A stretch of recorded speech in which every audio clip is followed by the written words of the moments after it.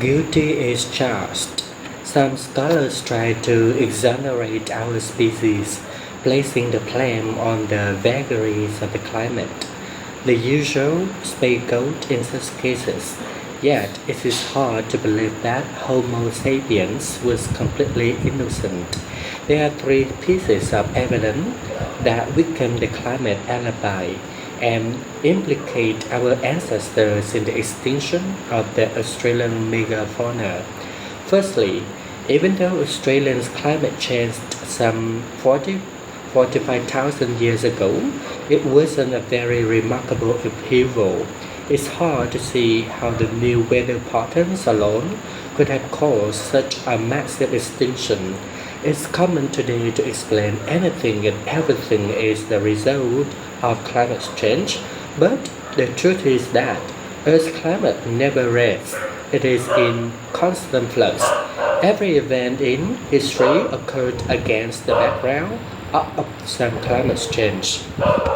In particular, our planet has experienced numerous cycles of cooling and warming. During the last millions of years, there has been an ice age on average every 100,000 years.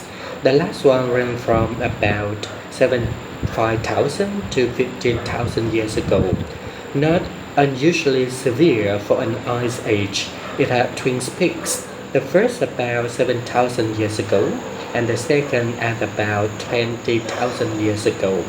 The giant Diprotodon appeared in Australia more than 1.5 million years ago and successfully weathered at least 10 previous ice ages. It also survived the first peak of the last ice age around 70,000 years ago. Why then did it disappear 45,000 years ago? Of course, if Diprotodon has been the only large animal to disappear at this time, it may have been just a fluke. But more than 90% of Australia's megafauna disappeared, along with the Diprotodon.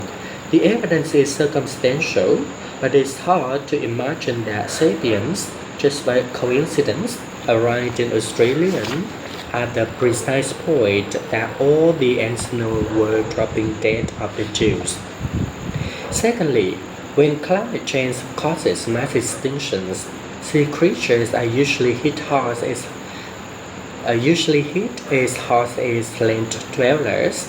Yet there is no evidence of any significant disappearance of oceanic fauna 45,000 years ago.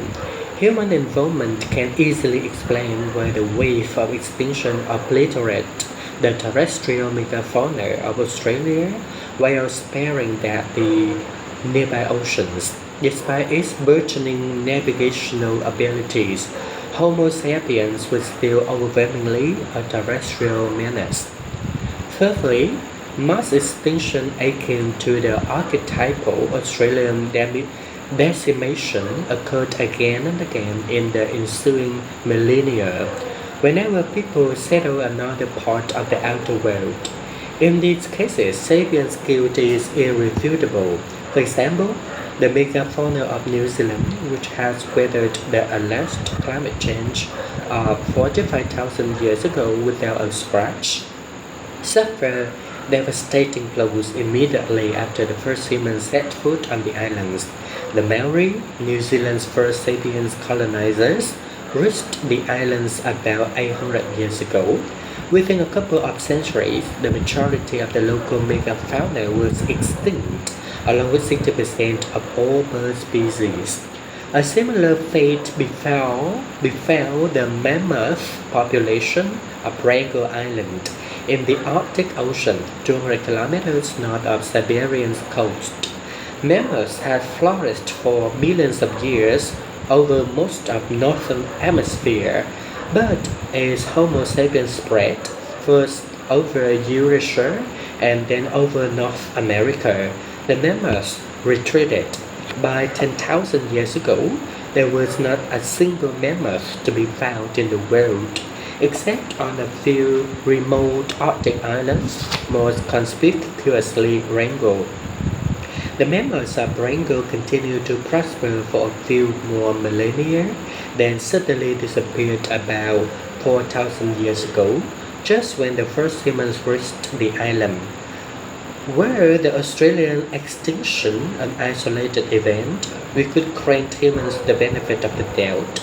But the historical record makes Homo sapiens look like an ecological serial killer. All the settlers of Australia had at their disposal was Stone Age technology. How could they cause an ecological disaster? There are three explanations that match quite nicely. Large animals. The primary victims of the Australian extinction breed slowly. Pregnancy is long, offering per pregnancy are few, and there are long breaks between pregnancies. Consequently, if humans cut down even one diprotodon every few months, it would be enough to cause diprotodon deaths to outnumber births. Within a few thousand years, the last lonesome diprotodon would pass away, and with her the entire species.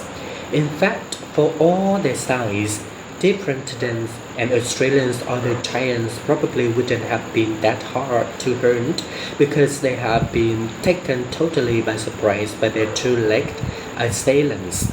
Various human species have been prowling and evolving in Afro-Asia for 2 million years.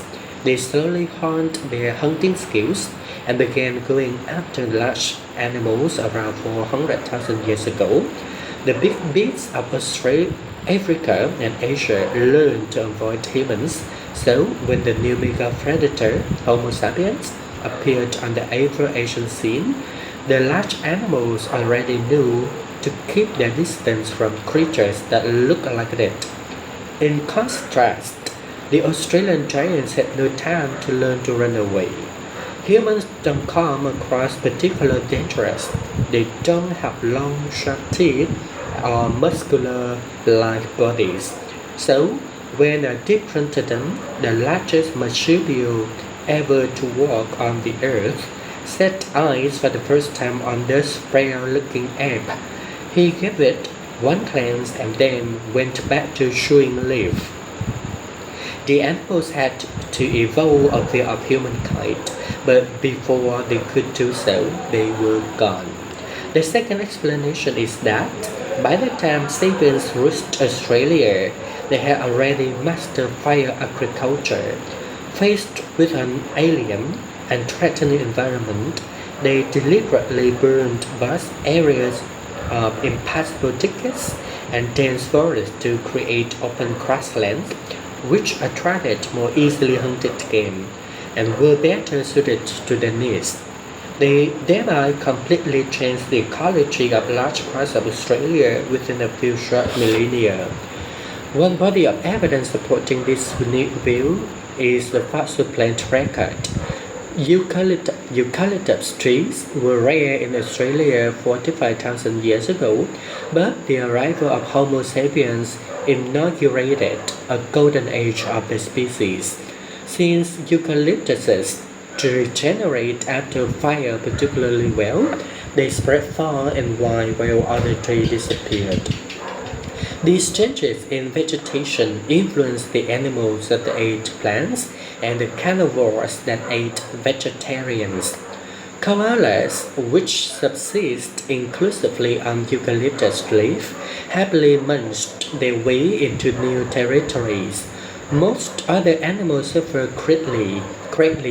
Many Australian food chains collapsed, driving the weaklings into extinction.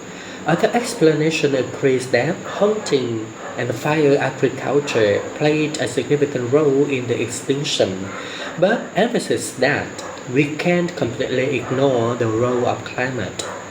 The climate changes that beset Australia about 45,000 years ago destabilized the ecosystem and made it particularly vulnerable.